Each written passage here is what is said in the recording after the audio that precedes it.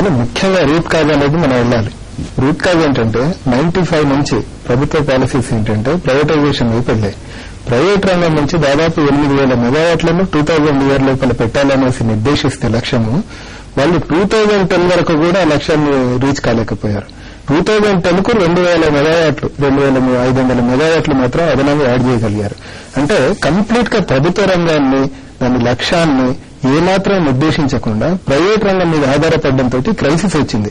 ఇంత క్రైసిస్ లో కూడా ఈ రోజు 225 మిలియన్ యూనిట్లలో 170 మిలియన్ యూనిట్లు కేవలం ప్రభుత్వ రంగం నుంచే ఉత్పత్తి అవుతుంది, జెన్కో సెంట్రల్ జనరేటింగ్ స్టేషన్స్.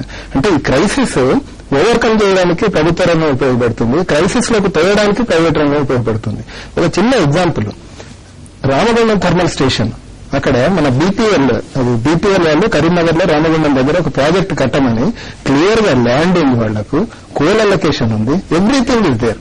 కానీ వాళ్ళకు ఫైనాన్షియల్ మొబిలైజేషన్ లేక ఆ ప్రాజెక్టును 15 ఏళ్ల నుంచి మొదలుపెట్టించారు. దాదాపు 600 మెగావాట్ల ప్రాజెక్టు జెన్కోకి ఇస్తే 2 ఏళ్ల లోపల కట్టేసేది. అట్లనే మనకు హిందూవే ప్రాజెక్టు వైజాగ్ లో ఉంది, 1040 మెగావాట్లకు వాళ్ళకు ల్యాండ్ ఉంది, చీపెస్ట్ కోల్ లింకేజ్ ఉంది. ఇన్నున్నా సరే వాళ్ళు 18 సంవత్సరాల పాటు పెండింగ్ లో పెట్టి ఇప్పుడేమంటున్నారంటే వీళ్ళు మర్చెంట్ పవర్ పాలసీ మీద బయటకు అమ్ముకుంటాం మేము అనేసి చెప్తున్నారు. అంటే ఎల్లుండి అంటే ఈ ఇయర్ చర్చ ఎట్లుంది, నెక్స్ట్ ఇయర్ చర్చ ఉండడానికి ఇక్కడ కూడా పవర్ ఉంటుందో లేదో నాకైతే డౌట్. ఎందుకంటే భవిష్యత్తులో వచ్చే ప్రాజెక్టులన్నీ కూడా మర్చెంట్ రూట్ లో రావడానికి ప్రైవేట్ రంగం చూస్తుంది. ప్రభుత్వ రంగానికి ఇచ్చిన ప్రాజెక్టులన్నీ కూడా మోస్ట్ డిఫికల్ట్ ప్రాజెక్ట్స్. ప్రాధాన్యాల్లోనే దోషం ఉంది. ప్రాధాన్యాల్లో జరుగుతున్నది ఏంటంటే ఇన్ఫాక్ట్ టీవీలలో మీరు ఎన్ని చర్చలు పెట్టారంటే కేజీ బేసిన్ గ్యాస్ ఆంధ్రప్రదేశ్ హక్కు ఆంధ్రప్రదేశ్కే రావాలనేసి చర్చలు పెడితే కేంద్ర ప్రభుత్వము దాదాపు 500 మెగావాట్లకు సరిపడా గ్యాస్ అలొకేట్ చేసింది. 500 ఇంకా ఎక్కువ. అందులో ల్యాంకో పవర్ ప్రాజెక్టు 352 మెగావాట్లకు, దాదాపు 250 మెగావాట్లకు వేమగిరి ప్రాజెక్టుకు అలొకేట్ చేస్తే ల్యాంకో వాళ్ళు ఉత్పత్తి మొదలుపెట్టి తమిళనాడుకు అమ్ముకుంటున్నారు. అసలు ఆ గ్యాస్ మన రాష్ట్రానికి రావాలనేసి ప్రతి ఒక్కళ్ళు కూడా ఇక్కడ గొడవ పెడితే రాష్ట్రానికి వచ్చింది. ఒక్క ల్యాంకో ప్రాజెక్టుకు వస్తే ల్యాంకో వాళ్ళు తీసుకుపోయి తమిళనాడుకు అమ్ముకుంటున్నారు, మార్కెట్ లో అమ్ముకుంటున్నారు. తక్షణం ఏం జరగాలి, ఇప్పుడు ఏం జరగాలి? దీర్ఘకాలం సరే, ఇప్పుడు ఏం జరగాలి? ఇప్పుడు విద్యార్థులు బాధపడతారు, రైతులు బాధపడుతున్నారు, గృహిణులు బాధపడుతున్నారు. ప్రైవేట్ వాళ్ళ లక్ష్యం ఒకటే, వాళ్ళ వైపు చూసినంత కాలం వాళ్ళు కొన్ని చోట్ల ప్రైవేట్లో పెట్టినది చేయాల్సింది. అది దీర్ఘకాలిక. ఇప్పుడు చేయాలి క్విక్ గా కన్స్ట్రక్ట్ చేసే ప్రాజెక్టులు గ్యాస్ ప్రాజెక్టులు. ఇప్పుడు కొంతమందికి ప్రైవేట్ వాళ్ళకి అలొకేట్ చేస్తున్నారు. ఫస్ట్ చేయాల్సింది జెన్కోకి అలొకేట్ చేసేసి ఆ ప్రాజెక్టులు కంప్లీట్ అయ్యేటట్టు చూద్దాం.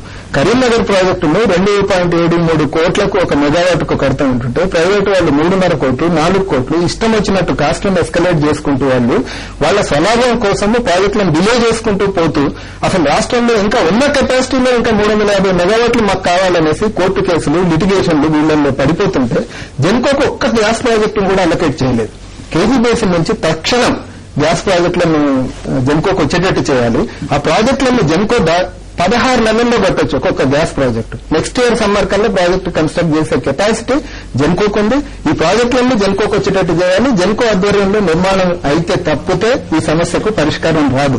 మనం ప్రైవేట్ రంగం వైపు చూస్తున్నంత కాలము ఈ చర్చలు ఇవి కంటిన్యూ అయితే ఇంకా కొంతకాలం తర్వాత చర్చించడానికి ఇక్కడ కూడా నాకు ఉంటుంది లేదా ప్రసారం కూడా చేసుకోలేనటువంటి పరిస్థితి వస్తుందంటారు. ప్రైవేట్ రంగం వరకు వైపు చూసినంత ఏం చేయాలి, దీర్ఘకాలికంగా ఏం చేయాలి, ఇప్పటికిప్పుడు ఏం చేయాలి? ఇప్పటికిప్పుడు చెప్తానండి. ఫస్ట్ ఇప్పటికిప్పుడు మేము ఇచ్చిన ప్లాన్ ఏంటంటే దాదాపు 25 మిలియన్ యూనిట్లు కొరత ఉంది కాబట్టి అది కొరత మేము ఇండస్ట్రీ భరించడానికి రెడీగా ఉన్నాం.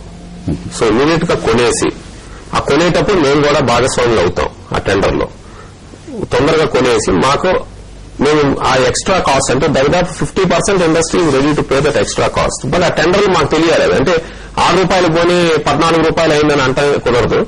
ఎందుకంటే 15 రూపాయలు పెడితే మేము జనరేటర్ ఆన్ చేసుకోగలుగుతాం, డీజిల్ జనరేటర్. అందుకని ఏదో 6, 8 అయితే మేము తీసుకోవడానికి రెడీగా ఉన్నాం.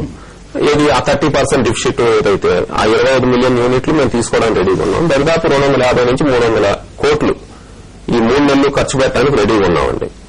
బట్ అది మా టెండర్ లో మేము పార్టిసిపేట్ చేయాలని చెప్పాము. తర్వాత కోట ఎంత కరెక్ట్ గా ఎంత ఉందనేది కావాలి మాకు, ఆ క్యాలిక్యులేషన్ అనేది కావాలి. ఇది దీర్ఘకాలానికి వచ్చేటప్పటికి అసలు సిస్టమ్ సరిగ్గా లేవు. కెపాసిటీ ఎడిషన్ కావాలి, మీటరింగ్ సరిగ్గా లేదు. ఇప్పుడు అగ్రికల్చర్ మీటరింగ్ లేదండి. సో ఏమన్నంటే అంతా అగ్రికల్చర్ కి ఇచ్చేస్తున్నాం అంటారు. యాక్చువల్ గా అగ్రికల్చర్ కి ఇస్తున్నారా లేకపోతే ఇన్ఎఫిషియన్సీ మూలాన లాసెస్ లోకి వెళ్తుందా తెలియట్లేదు. సో ఇవన్నీ అంటే అకౌంటబిలిటీ వస్తే ఇంత లాస్ ఇంత కరెంట్ కోత ఉందనేది మనకు కరెక్ట్ గా బయటపడుతుంది కాబట్టి దాన్ని బట్టి we can be pragmatic number 1. అది డిస్ట్రిబ్యూషన్ ట్రాన్స్మిషన్ సైడ్. జనరేషన్ వచ్చేటప్పుడు మర్చెంట్ ప్లాంట్స్ ఎంకరేజ్ చేయాలండి. మర్చెంట్ ప్లాంట్స్ అంటే నేను గ్యాస్ అలొకేషన్ ఇవ్వమని అవన్నీ నేను అనట్లేదు. ఇంపోర్టెడ్ కోల్ తోనో ఎలానా అనేది బ్యాలెన్స్ షీట్ ఫైనాన్స్డ్ అంటే ఆ కంపెనీస్ వాళ్ళ సొంత రిస్క్ తీసుకుని మర్చెంట్ ప్లాంట్స్ అలొకేట్ చేస్తే ఇప్పుడు ఒరిస్సాలో లాగా ఇప్పుడు ఒరిస్సాలో మర్చెంట్ ప్లాంట్ అలొకేట్ చేస్తే వాళ్ళు ఏమంటారు మేము పీపీఎల్ సైన్ చేయం మీతో, మీరు ఎట్లా చేసుకుంటారో మీ బాధ్యత అది, మీరు ఎలా ఫైనాన్స్ చేసుకుంటారో మీ బాధ్యత, బ్యాంకులు మీరు చూసుకోండి. బ్యాంకులు కూడా ఏం చేస్తున్నారు, మీరు మీ కార్పొరేట్ గ్యారంటీ దాని కాలేదు. దాంట్లో ఏం చెప్పారంటే మీరు గనక కొంటే అది అంటే మీరు గనక ఎస్టాబ్లిష్ చేస్తే మర్చెంట్ దాంట్లో 25% మాకు సిఆర్సీ గైడ్ లైన్స్ ప్రకారం ఇవ్వాలి. అంటే ₹2కే వస్తుందండి, ₹2 2.5కే వస్తుంది మనకి. ఇంపోర్టెడ్ కోల్ అయితే ₹3 వస్తుంది. సో అది ఫిక్స్డ్ గా మన దగ్గర ఉంటుంది, అది అమ్ముకోవచ్చు మనం.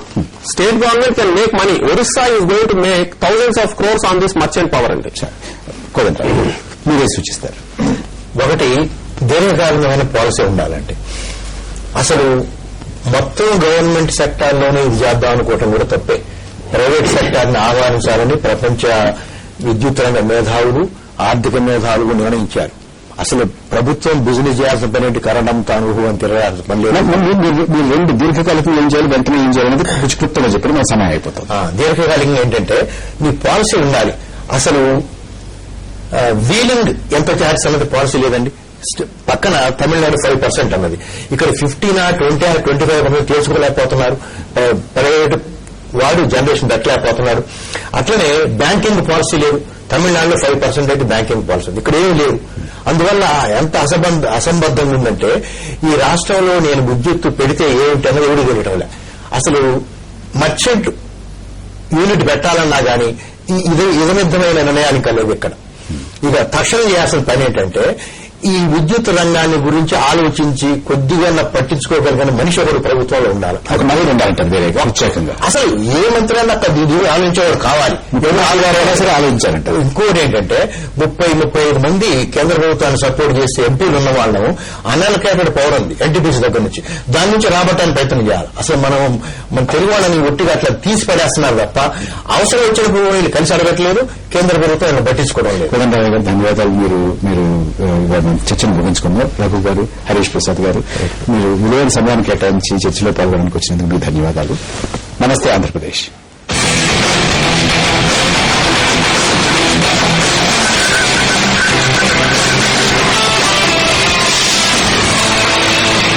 ఈ బులెటిన్ ని మీకు సహ సమర్పించిన వారు మీ కలల ఇంటిని రంగులమయం చేసుకోండి.